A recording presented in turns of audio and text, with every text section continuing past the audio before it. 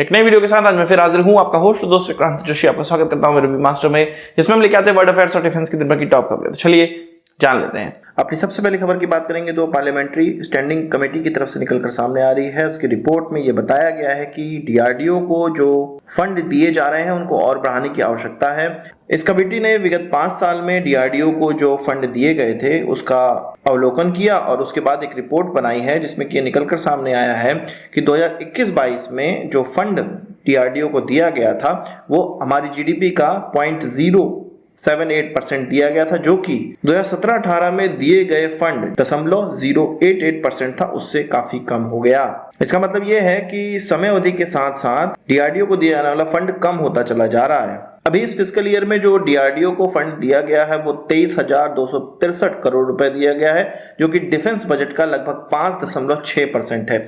मैं आपको बता दूं कि इस बार जो आकलन किया गया था कि डीआरडीओ को कितना खर्च की आवश्यकता पड़ेगी, कितने पैसे की आवश्यकता पड़ेगी, तो वो 23,790 करोड़ रुपए आका गया था, जबकि उनको एलोकेट किया गया है 23,263 करोड़। इसमें जो चेंजेस हैं 526 करोड़ रुपए का ही चेंज है। अगर इसी तरह की हम लोग बात करें तो पिछले साल 22,990 करोड़ रुपए देने की बात करी गई थी या आका गया था और दिया गया 21,330 करोड़ रुपए, जिसमें कि 1,659 करोड़ रुपए कम दिया गया था जितना कि प्रोजेक्ट किया गया है। इसी तरह उसके पिछले ईयर भी लगभग 3,000 करोड़ रुपए कम दिए गए थे। तो डीआरडीओ का बजट बढ़ाने की बात करी गई है स्टैंडिंग कमेटी के द्वारा, और जो कि अच्छी बात भी है। अगर डीआरडीओ को पैसे नहीं दोगे, अगर वो पैसों से हमारे यहाँ इंजन टेस्टिंग फैसिलिटी नहीं बनाएंगे तो किस प्रकार से हमारे इंजन बनेंगे या अन्य प्रोडक्ट बनेंगे। जो भी अगर इनोवेशन करना है तो उसकी टेस्टिंग फैसिलिटी भारत में होनी आवश्यक है। ये जो फंड दिया जा रहा है ये भी अभी बहुत कम है, पर फिर भी फंड को लगातार बढ़ाते जाना चाहिए, पर हमने देखा है कि ये कम होता चला जा रहा है। आपका इस विषय पे क्या कहना है कमेंट बॉक्स में जरूर बताइएगा।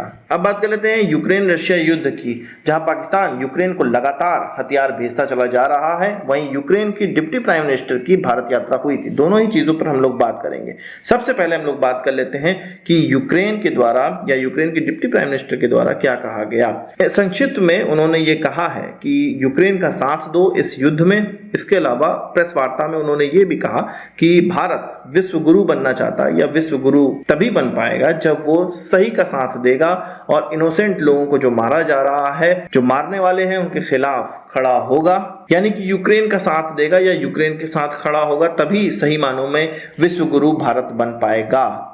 तो ये तो होगी उनकी बात, पर बात यह है कि पाकिस्तान के द्वारा यूक्रेन को बहुत ढेर सारे हथियार भेजे जा रहे हैं। इससे पहले वाले महीने में भी कुछ 150 से ज्यादा कार्गो वहां पहुंचे। अब 230 कंटेनर में हथियार भर के यूक्रेन पहुंचने वाले हैं, पाकिस्तान के द्वारा उनको दिए जा रहे हैं। इसमें 2 वेसल का इस्तेमाल किया जाएगा, MV बोकराम और दूसरा MV केरसन का। इसका मतलब है कि पहले से भी ज्यादा पाकिस्तानी हथियार अब यूक्रेन पहुंचेंगे।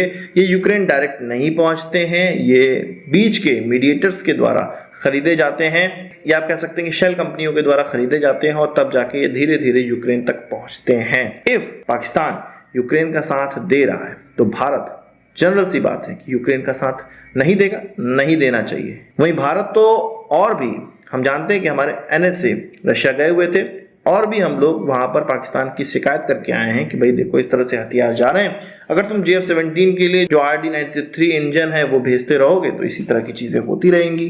तो ये सारी चीजें हम रशिया को बता कर आए हैं कि यूक्रेन में इस तरह की चीजें पाकिस्तान कर रहा है। आप क्या कहना है इस चीज पर कमेंट बॉक्स में जरूर बताइएगा। बात कर लेते हैं हल्के टैंक की, जो कि भारत कि डीआरडीओ और L&T साथ में ही डेवलप कर रही हैं। अभी प्रोडक्शन राइट किसी को नहीं मिला है, पर डेवलपमेंट इसका चल रहा है। ये पहले हम देखे थे कि RFI जारी की गई थी इंडियन आर्मी की तरफ से, जिसमें कि 354 इस प्रकार के व्हीकल की बात की गई थी, हल्के टैंक की बात करी गई थी, जो कि जोरावर टैंक होने वाला है। अब ये माना जा रहा है कि इसको 700 की संख्या तक बढ़ाया जा सकता है, क्योंकि चीन ने जो कि 2015 से ही टाइप 15 टैंक, हल्के टैंक इंडक्ट करना शुरू कर दिया है। वो अब तक इंडक्ट कर चुका है 500 टैंक। अगर उनकी हमें बराबरी करनी है या उनको टक्कर देनी है तो हमारे पास 700 से लेकर 800 टैंक होने चाहिए। इस प्रकार का आकलन हो चुका है, क्योंकि जब तक ये इंडक्ट होना स्टार्ट होंगे और भी टैंक चीन के द्वारा इंडक्ट कर लिए जाएंगे, और जब हमारे पास 700-800 टैंक होंगे तब तो चीन के पास कितने ही टैंक हो चुके होंगे। हालांकि उनके पुराने टैंक भी रिटायर होते रहेंगे। फिर भी उनको टक्कर देने के लिए LAC और इंटरनेशनल बॉर्डर दोनों पर ही भारत अब चीन के खिलाफ टैंक लगाना जा रहा है। LAC यानी कि केवल लद्दाख में नहीं, उत्तराखंड, तवांग और अरुणाचल प्रदेश में भी इस प्रकार का डिप्लॉयमेंट हमें देखने को मिलेगा। अरुणाचल प्रदेश की बात आई है तो हमारे गृह मंत्री की वहां पर यात्रा हुई, आज उनकी सभा भी हुई।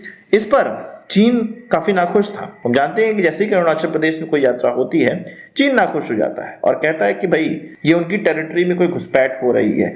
असल में हम जानते हैं कि चीन के द्वारा अरुणाचल प्रदेश को जगनान नाम दिया गया है और चीन के विदेश मंत्रालय के स्पोक पर्सन के द्वारा यह कहा गया कि भारत के द्वारा जो गतिविधि की जा रही है, भारत के ऑफिशियल इस जगनान में जा रहे हैं, वो चाइनीज टेरिटरी की गरिमा के लिए सही नहीं है और ये चीज नहीं करनी चाहिए। वहीं अमित शाह जी ने, हमारे गृह मंत्री ने वहां पर जाकर कहा है कि हम अपनी एक एक इंच किसी को भी देंगे नहीं और एक एक इंच के लिए लड़ेंगे। आपका क्या कहना है कमेंट बॉक्स में जरूर बताइएगा। आज की इस वीडियो के लिए बस इतना ही। आशा करता हूँ वीडियो पसंद आया होगा। आपको एक बड़ा थम्स अप जरूर देंगे।